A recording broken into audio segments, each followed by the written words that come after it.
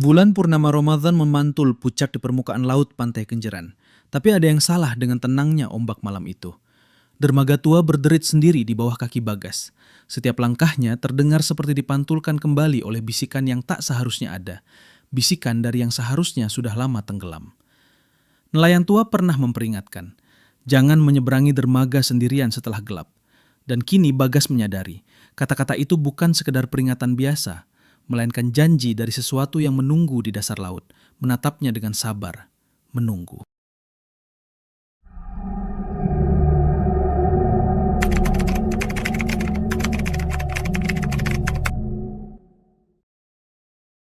Pantai Kenjeran selalu punya cara sendiri menyimpan rahasia.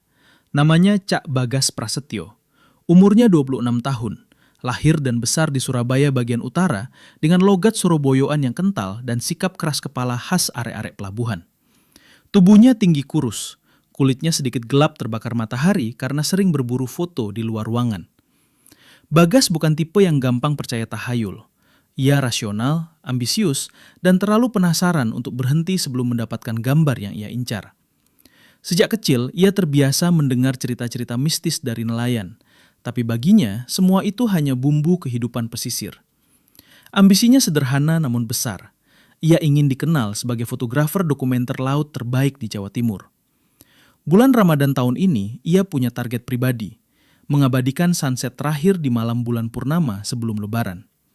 Katanya, cahaya bulan Ramadan selalu berbeda, lebih sunyi, lebih dalam. Sore itu, menjelang maghrib, angin laut terasa lembab dan berat. Waduh, ceritanya makin seru nih. Tapi sebelum kita lanjut, klik dulu tombol like dan subscribe, biar aku bisa terus bikin cerita-cerita seru buat kalian. Oh iya, share juga pengalaman kalian di komentar, siapa tahu bisa jadi cerita versi kalian di video selanjutnya.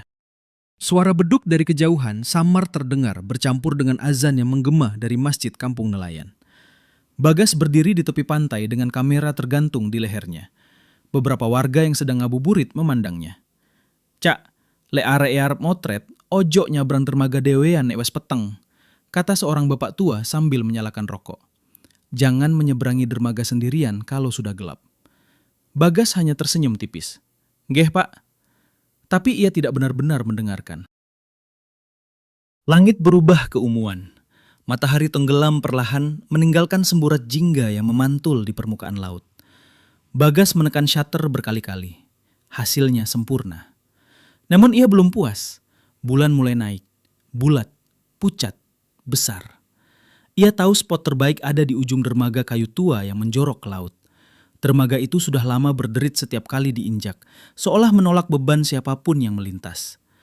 Ketika takbir tarawih mulai terdengar dari kejauhan, suasana justru terasa semakin sunyi di atas air. Bagas melangkah. Krit!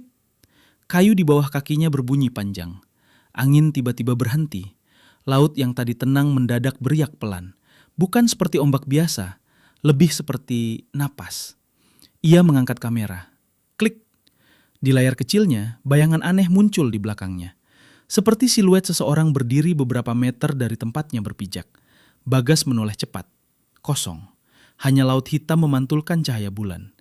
Tapi kemudian ia mendengar sesuatu. Bukan ombak, bukan angin. Suara itu terdengar seperti banyak orang berbicara bersamaan di dalam air. Tangisan, teriakan, rintihan panjang yang datang dari bawah dermaga. Tubuh Bagas menegang. Ia mencoba meyakinkan diri, halusinasi karena kurang tidur. Puasa seharian. Tiba-tiba, pak! Seperti ada tangan basah menepuk tiang kayu di bawahnya. Ia menunduk. Di sela-sela papan dermaga, air laut bergerak tidak wajar. Gelombangnya melingkar, seakan ada sesuatu besar berputar di bawahnya. Dan di antara kilatan cahaya bulan, ia melihat wajah. Seorang pria tua. Kulitnya pucat kebiruan, mengenakan pakaian nelayan kuno yang compang-camping. Matanya kosong, tapi penuh kebencian. Pria itu tidak berkedip. Ia menatap lurus ke arah Bagas. Bagas mundur satu langkah. Dermaga berderit lebih keras, seperti menahan beban tambahan. Suara-suara itu kini lebih jelas, seperti orang-orang yang tenggelam memanggil dari dasar laut. "Temani kami!" Suara itu bukan dari udara, bukan dari luar. itu terdengar langsung di dalam kepalanya. Bagas mencoba berlari kembali ke daratan, tapi kakinya terasa berat. Setiap langkah seperti ditarik oleh sesuatu yang tak terlihat. Kayu di belakangnya tiba-tiba patah. Brak! Ia hampir terjatuh, berpegangan pada pagar rapuh. Saat ia menoleh ke laut lagi, pria tua itu sudah tidak sendirian. Di permukaan air mulai muncul wajah-wajah lain. Pucat, rusak, mata kosong tanpa cahaya. Mereka perlahan naik, bukan berjalan, tapi meluncur mendekat. Air laut merayap naik ke atas dermaga, seolah hidup, seolah ingin memeluknya. Dari kejauhan, suara tarawih masih terdengar lembut dari masjid kampung. Kontras dengan bisikan dingin yang kini mengelilinginya. Sudah waktunya. Tangan basah mencengkeram pergelangan kakinya dari selapapan. Bagas menjerit, dan lampu-lampu di sepanjang pantai tiba-tiba padam bersamaan. Gelap total. Gelap menyelimuti dermaga. Tangan dingin dan berat seakan menahan langkah Bagas saat ia mencoba mundur. Ia merasa ada sesuatu di sekitar papan kayu tua yang hidup sendiri, bergerak mengikuti setiap gerak kakinya. Lepas! Lepas, Cok! Teriak Bagas, logat Surabayanya pecah karena panik. Angin malam berhenti.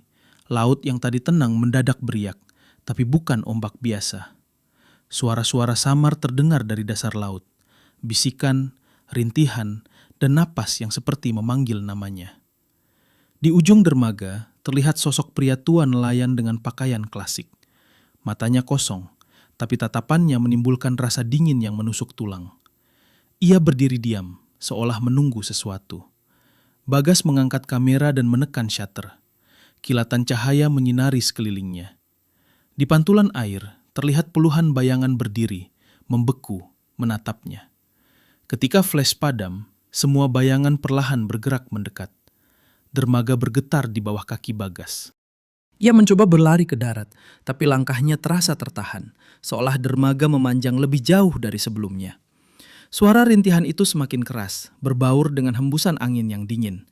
Bayangan pria tua itu mencondongkan tubuh sedikit, dan mulutnya bergerak perlahan, membisikkan kata-kata tak terdengar oleh telinga, hanya terasa di kepala Bagas. Bagas merangkak, mencoba menjangkau daratan. Namun setiap kali bergerak maju, dermaga tetap terasa tak berujung. Suara rintihan di sekelilingnya kini semakin jelas, terdengar seperti permintaan tolong yang tak pernah berhenti. Pria tua itu berdiri tepat di belakangnya, diam, hanya tatapannya yang menusuk.